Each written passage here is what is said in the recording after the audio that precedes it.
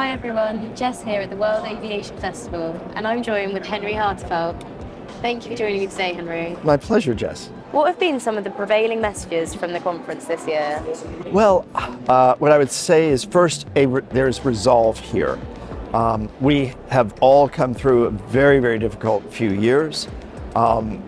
We are all concerned about the economic environment that is increasingly uncertain and increasingly negative.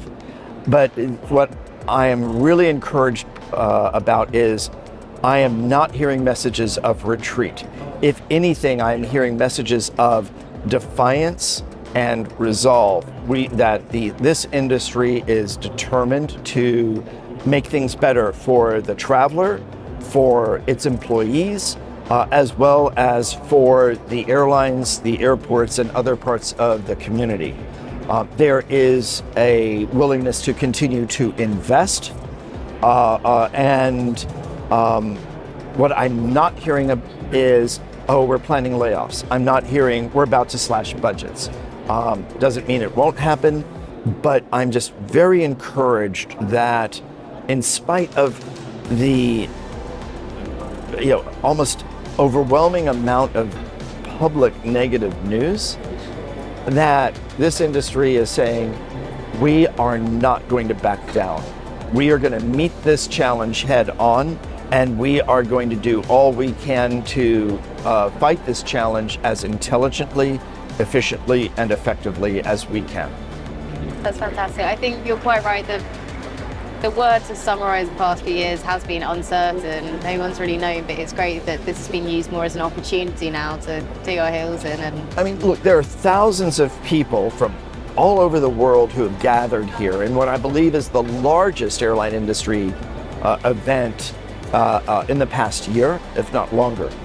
And the diversity of roles that are here, of carriers that are here, of exhibitors that are here.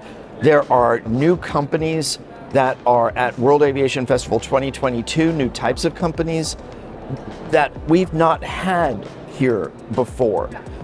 You've got companies talking about SAF, sustainable aviation fuel. You've got venture firms that are here. You've got a huge startup community that's here. And what's really impressive, you've got airlines that are willing to listen and making a point of engaging with these new types of companies. It's encouraging to see this. What it shows to me is the crisis was awful, but we, in a way, as an industry, took advantage of that crisis to reset, relearn, and re-engage in different ways. Great, thank you. Has there been anything that's particularly surprised you or caught your attention? Oh, I mean, a lot.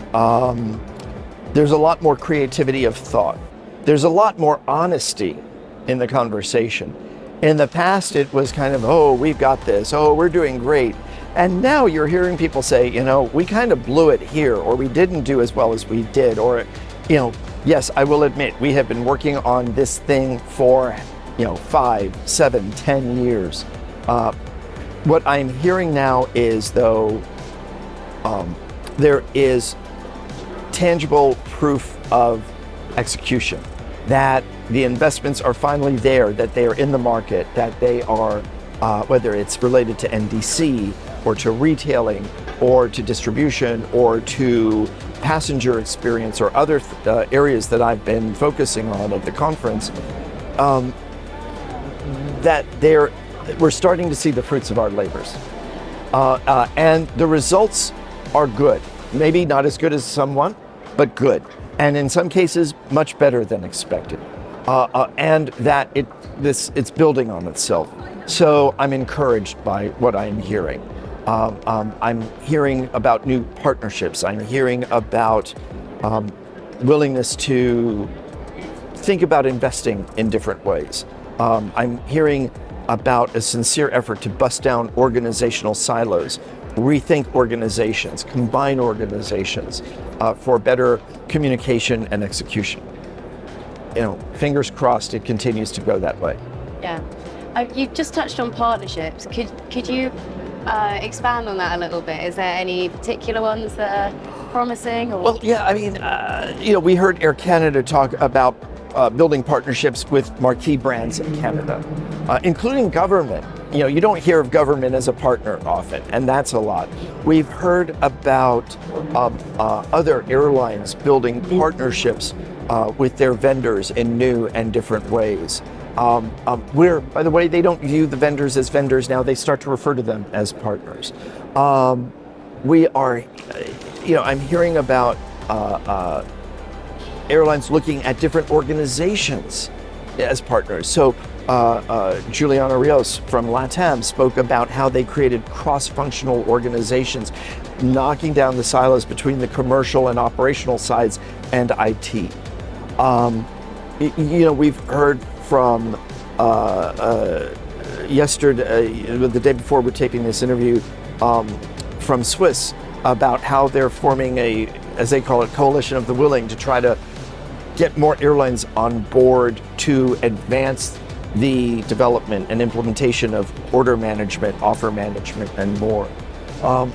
We're hearing from airlines talking about how they're trying to learn from retailers to be better retailers. So it's all very, very encouraging. Fantastic, yeah.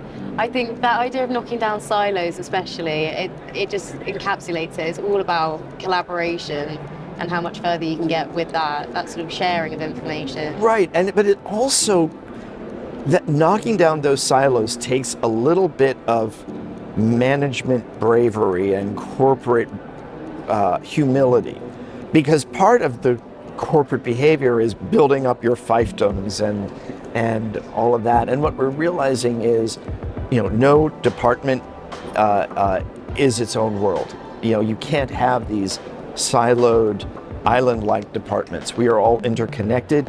I think the pandemic was a great catalyst for this realization and this rethink. And again, if we've learned from that and we're taking intelligent action, then that crisis did not go to waste. What have been some of the most interesting partnerships that we've seen emerge this year? I'd like to think that we are perhaps at the beginning of a new age of airlines realizing they can't and don't have to do everything on their own. That there are going to be companies, whether they are new or established, that can help them do things that airlines can't do as well on their own or shouldn't be doing on their own. So, I'm hopeful. Sustainability and technology have been a couple of the predominant themes of late. Can you think of any other themes that we might see join these two in the next year? Well, clearly customer centricity was a big thing. I think there's greater recognition of the role of the employee and how airlines need to serve and support their employees more effectively than perhaps they had in the past. Clearly retailing is a big thing. It's underway. It's not going to go away. But I think that we are finally at a point where airlines understand why they have to be good at retailing, even if they've made the decision that they don't want to be, in quotes, retailers. I think also what's interesting is I think we'll start to see a lot more attention paid to payments and settlement, and the whole fintech area. I think that's going to be something that will grow in importance simply because of the importance of being able to serve your customers through payment just as you serve them through product and service. Yeah, I think we've been seeing some really interesting developments in the theme of payments recently, haven't you? So yeah. You've got buy now, pay later. The sort of flexibility of the pandemic is really here to stay, and customers are demanding that. Well, and again, we are all of us consumers.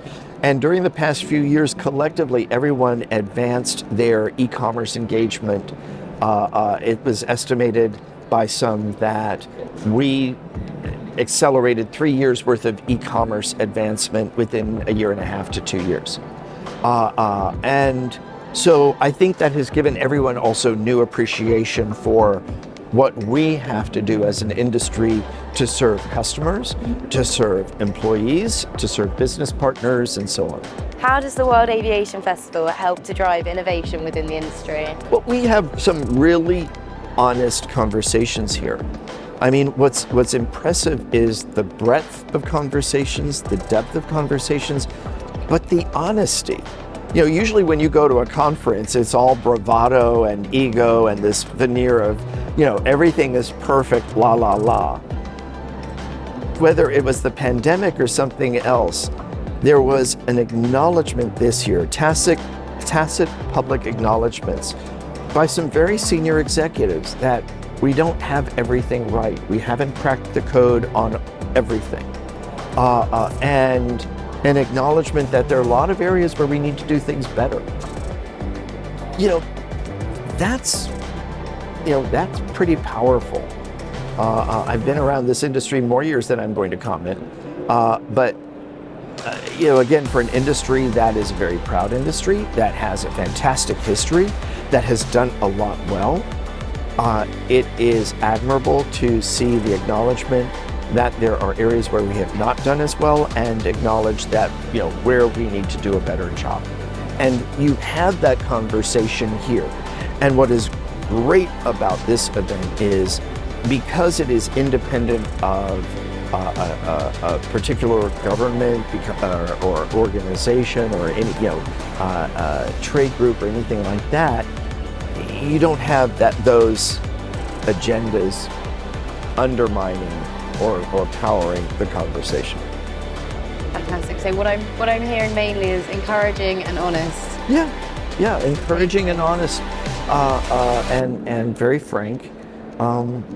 There's still some bravado out there. There's still some puffery that's out there, but it's you know, fun to poke holes in those bubbles. Yeah, fantastic. Thank you so much for joining me My today. pleasure. Thank you for including me.